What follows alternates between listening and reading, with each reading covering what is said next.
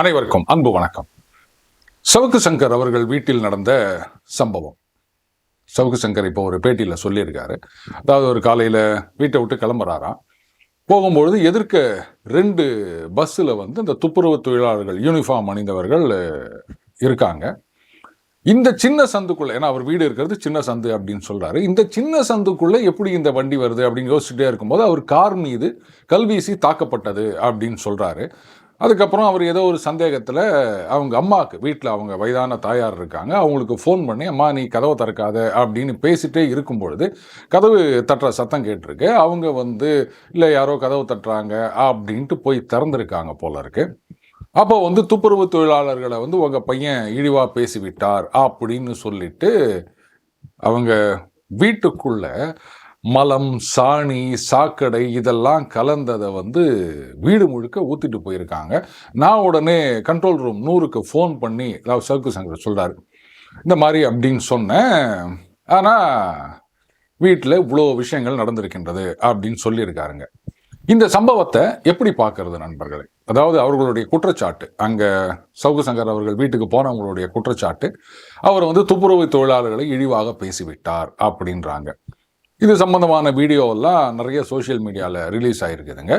இதில் பார்த்தீங்கன்னா யாரை எதிர்த்து போராடுகிறோம் அப்படின்னு அவர் பேரே தெரியாமல் அதுக்கப்புறமா யாரோ ஒருத்தர் பின்னாடியிலேருந்து எடுத்து சொல்கிறாங்க, சவுக்கு சங்கர்னு சொல்லுங்க அப்படின்ன உடனே சவுக்கு சங்கர் அப்படின்னு பேசுகிறாங்க. அப்போது சவுக்கு சங்கர்னு ஒருத்தர் இது மாதிரி இழிவுபடுத்தி விட்டார் அப்படின்னு சொன்னால், அப்போ அதனால் கொதித்து போய் இருக்கின்றார்கள் அப்படின்னு சொன்னால், அவர் வீட்டை முற்றுகையிட போனார்கள் அப்படின்னு சொன்னால், அப்போ யாரை எதிர்த்து போராடுறோன்ற பேராது தெரியணும்ல. அப்போ பேர் கூட தெரியாமல் அங்கே அத்தனை பேர் வந்திருக்காங்க அப்படின்னா, இது ஏதோ அவர் பேசினதுக்கு எதிர்ப்பாக செய்யலாம் நான் பார்க்கல. அடுத்தது, இந்த சோகால்டு போராட்டத்தை முன்னெடுத்து சென்றது அவங்க துப்புரவு தொழிலாளர்களை சார்ந்தவர் கிடையாது. அவங்க காங்கிரஸ் கட்சியை சார்ந்தவர். இன்றைய காங்கிரஸ் கட்சியின் தமிழ் மாநில தலைவராக இருக்கின்ற செல்ல பெருந்தகை அவர்களுக்கு ஆதரவாளர் அப்படின்லாம் சில பேர் சில விஷயங்களெல்லாம் ஷேர் பண்ணிட்டு இருக்காங்க.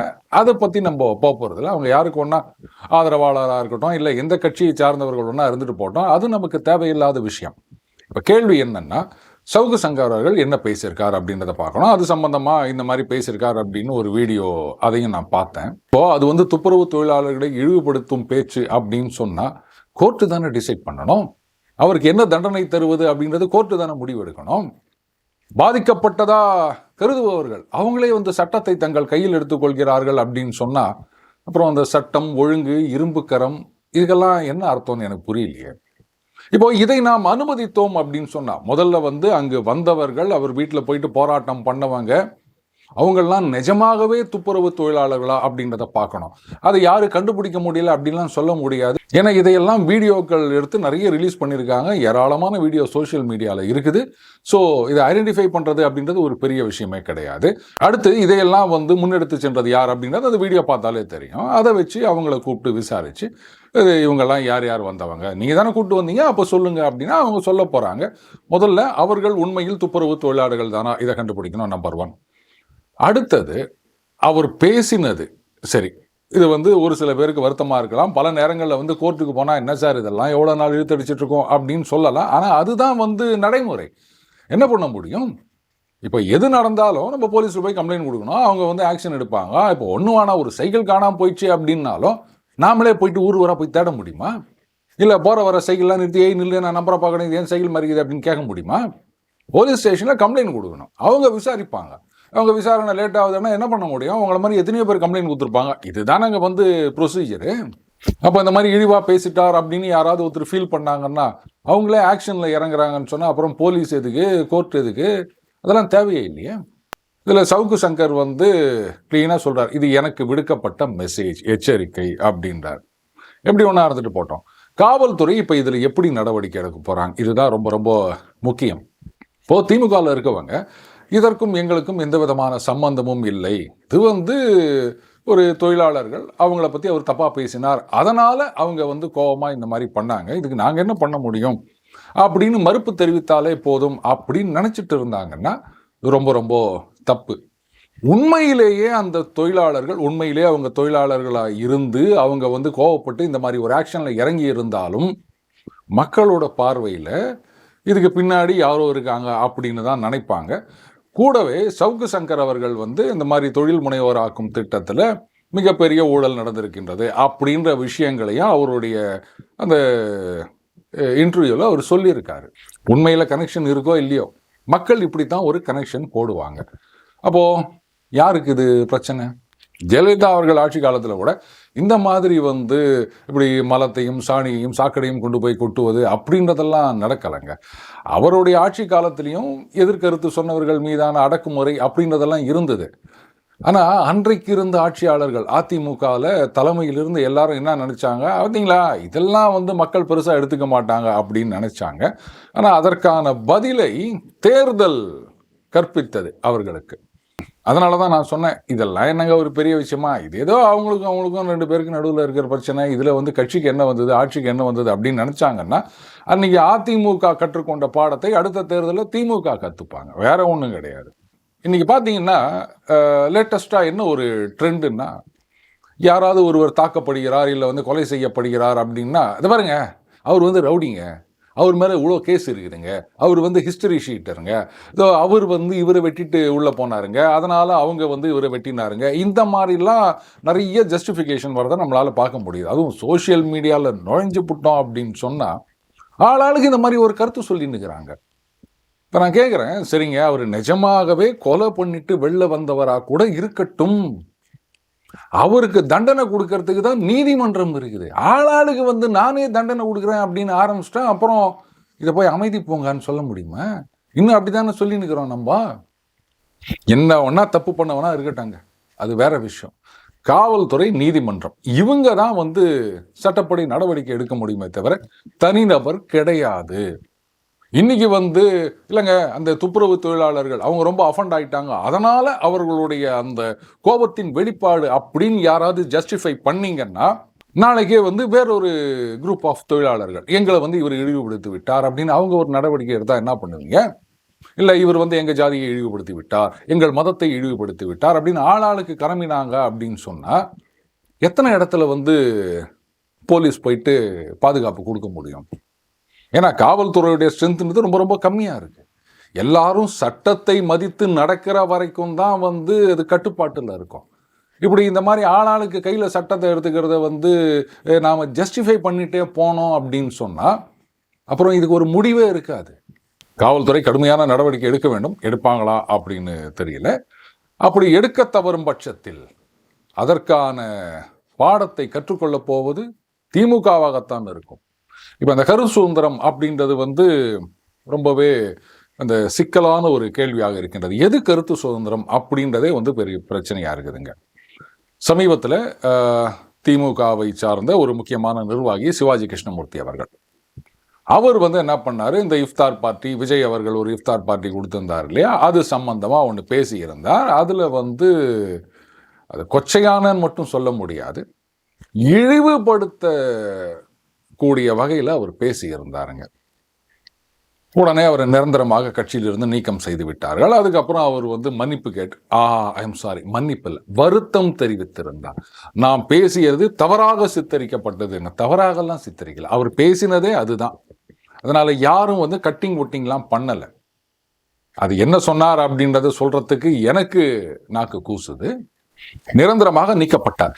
இதை யோசிச்சு பாருங்க, வேற கட்சியை சார்ந்தவர்கள், குறிப்பா பாஜகவை சார்ந்தவர்களோ இல்லை அதிமுகவை சார்ந்தவர்களோ ஏன் தாவேகாவை சார்ந்தவர்களோ இந்த மாதிரி பேசி இருந்தாங்க அப்படின்னு சொன்னா அந்த இரு பிரிவினருக்கிடையே மோதலை தூண்டுவது, அது மத உணர்வுகளை புண்படுத்துவது அப்படின்ற மாதிரி ஏகப்பட்ட செக்ஷனை போட்டு உடனே அரெஸ்ட் பண்ணி உள்ள தள்ளி இருக்க மாட்டாங்க.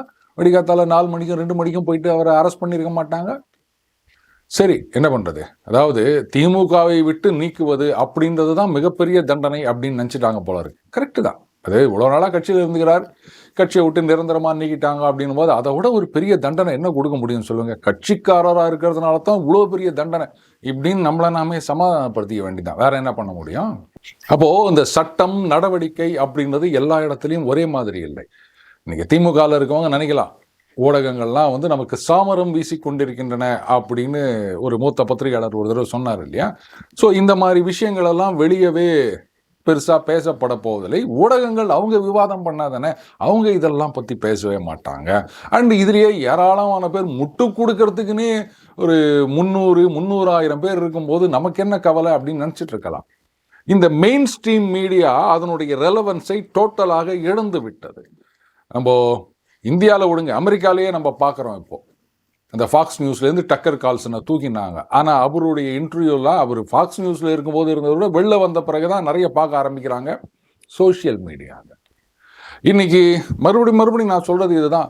இந்த மெயின் ஸ்ட்ரீம் மீடியா அப்படின்றத நாளைக்கு என்ன லீவு, தங்கம் விலை என்ன, இந்த மாதிரி விஷயங்களுக்காக தான் பார்க்குறாங்களே தவிர இந்த மெயின் ஸ்ட்ரீம் மீடியா அப்படின்றத, குறிப்பாக அந்த விவாதங்கள் அப்படின்றத மேபி அந்தந்த கட்சி சார்புடையவர்கள் இல்லை யாராவது ஒரு குறிப்பிட்ட நபர் சார்புடையவர்கள் அவர் என்ன பேசுகிறார் பார்க்கலாம், அவர் என்ன கவுண்டர் கொடுக்குறாரு பார்க்கலாம், இந்த மாதிரி ஏதாவது போர் அடிக்காமல் இருக்கிறதுக்காக தானே தவிர அதை வந்து நியூட்ரலாக இருக்கவங்க அதை பார்த்து அதுலேருந்து அவங்க கருத்தை ஃபார்ம் பண்ணுறாங்க அப்படின்றதெல்லாம் சான்ஸே கிடையாது.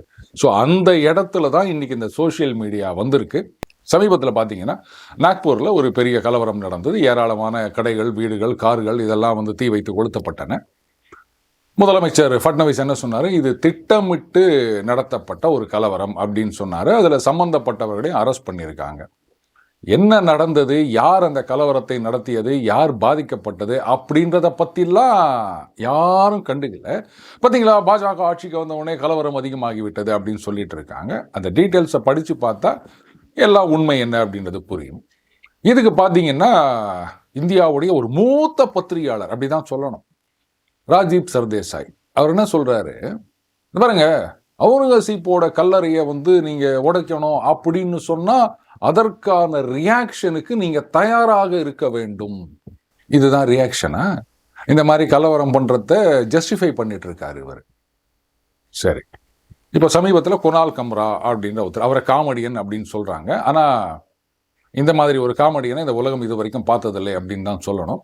இஷ்டத்துக்கு யாரை ஒன்றா எப்படி ஒன்றா பேசுறது அப்படின்னு, டீ கடைக்காரெல்லாம் பிரைம் மினிஸ்டர் ஆகிட்டான், ஆட்டோ ஓட்டினவெல்லாம் சிஎம் ஆகிட்டான் அப்படின்னா இதுதான்டா ஜனநாயகம். எப்படி உங்க ராஜ பரம்பரை மட்டுமே பதவிக்கு வருது அப்படின்றது தான் வந்து ஜனநாயகமா? அதுதான் வேணும் அப்படின்னு சொன்னா அப்ப மறுபடியும் வந்து சர்வாதிகாரத்தை கொண்டு வந்துருவோம். ஓகேவா? யார் ஒன்னா பதவிக்கு வரலாம், இதுதான் ஜனநாயகத்தின் சிறப்பு அம்சம். ஏன் வயிறு எறிகிற?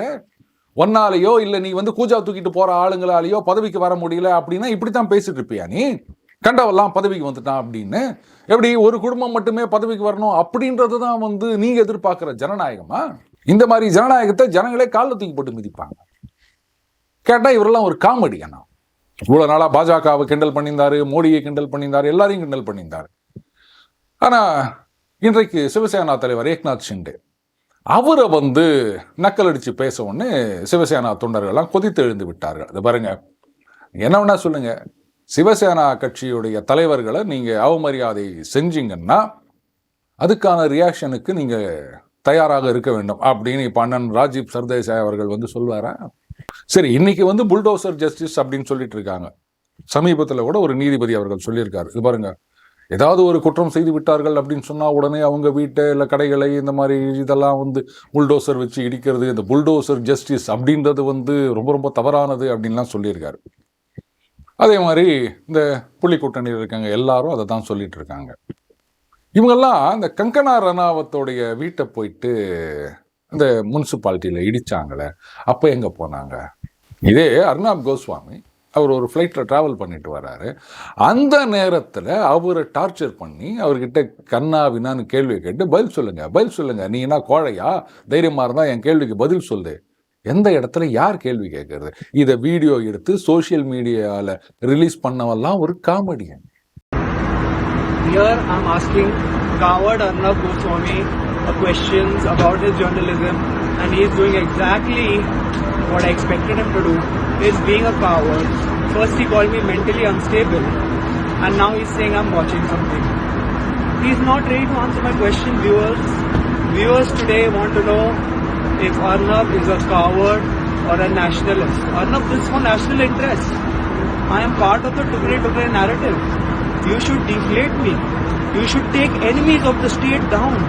You should make sure that the country is in safe hands of Narendra Modi. You should fight against dynasts like Rahul Gandhi, who I support, on 10th Tughlaq Lane. Arnab, you should have a reply, Arnab. Arnab, are you a coward or are you a journalist? Are you a coward or are you a journalist or a nationalist? Who are you, Arnab? Who are you? Tell me, Arnab. Tell me, I'm here waiting for answers. You will have no answers. As I expected, your cowardice has got the better of you. I wanted to have a conversation with you politely, but you do not deserve my politeness. You know, you do not deserve my politeness. And this is not for you. This is for Rohit Vemula's mother, whose cast you were discussing on your fucking show. I know this is not allowed, it's fine. It's fine if it's not allowed. I'll go to jail for this. But this is for Rohit's mother. And go fucking find time and read that 10-page suicide letter that Rohit wrote, so that you have some emotion or some heart, or you just become human. Just become human. Do that in your free time, you nationalist. ஓடி விளையாடு பாப்பா, எங்கோட்டு தோட்டத்துல விளையாடாத பாப்பா. பாஜகவை விமர்சனம் செய்யலாம், மோடியை விமர்சனம் செய்யலாம், ஏன் சனாதன தர்மத்தை நீங்கள் விமர்சனம் செய்யலாம். அதுக்கெல்லாம் இங்க கருத்து சுதந்திரம் நிறைய உண்டு. ஆனா மற்றபடி ஏதாவது நீங்க பேசிட்டீங்க அப்படின்னு சொன்னா, ஒண்ணு சட்டம் உங்க வீட்டு கதவை காலையில 2 மணிக்கும் 4 மணிக்கும் தட்டும். அப்படி இல்லைன்னா சம்பந்தப்பட்டவர்களே வாடி வாடியாக கொண்டு கழுவி ஊத்துவாங்க. இப்படின்றத சட்டம் ஒழுங்கு சிறப்பாக இருக்கின்றது அப்படின்னு எப்படிங்க சொல்ல முடியும்? You tell me the name, I will tell you the rule. இதுதான் இங்க நடந்துட்டு இருக்கு. ஒரு விஷயம் ஆட்சியாளர்கள் புரிஞ்சுக்கணும். சட்டம் ஒழுங்கு இதுதான் மக்களை பெரிதும் பாதிக்கக்கூடிய, தேர்தல் முடிவுகளை நிர்ணயிக்கக்கூடிய ஒரு விஷயம். அதனால மக்களே அவர்கள் கையில் சட்டம் ஒழுங்கை எடுத்துக்கொள்வது அப்படின்றத யாரா இருந்தாலும் ஏத்துக்க மாட்டாங்க. என்னதான் இருந்தாலும் நீங்க இந்த ரவுடிகள், ஹிஸ்டரி ஷீட்டர்ஸ் அப்படின்றவங்க கிட்டே போய் கேளுங்க. சரிங்க, நீங்க ஒரு ரவுடி தானங்க, அவங்க மேல இவ்வளோ கேஸ் இருக்குது இல்லைங்க, கொலை கேஸுன்றாங்க, திருட்டு கேஸுன்றாங்க, இவ்வளோ கேஸ் இருக்குது இல்லை, அப்போ நீங்க இந்த மாதிரி பண்ற மாதிரி அப்போ உங்க எதிர் கேங்கோ இல்லை மற்றவங்களோ சட்டத்தை அவங்க கையில் எடுத்துக்கிறத நீங்க ஏத்துக்கிறீங்களா அப்படின்னு கேட்டு பாருங்க. அவங்க கூட சொல்லுவாங்க, சட்டம்னா போலீஸு கோர்ட்டு தான் சார், கண்டவெல்லாம் கையில் எடுத்துக்கூடாது சார். அப்போ ரவுடி, கேடி, மொள்ள மாதிரி, முடிச்சவுக்கி இவங்களே இந்த மாதிரி சொல்லும்போது காமன் மேன் அவங்க என்ன ஃபீல் பண்ணுவாங்க அப்படின்றத ஆட்சியாளர்கள் கொஞ்சம் யோசிக்கணும். அப்படி யோசிக்கலை அப்படின்னு சொன்னால் எலெக்ஷனுக்கு அப்புறம் யோசிக்கிறதுக்கு நிறைய டைம் கொடுப்பாங்க மக்கள். மீண்டும் அடுத்த பதிலில் சந்திப்போம். வணக்கம்.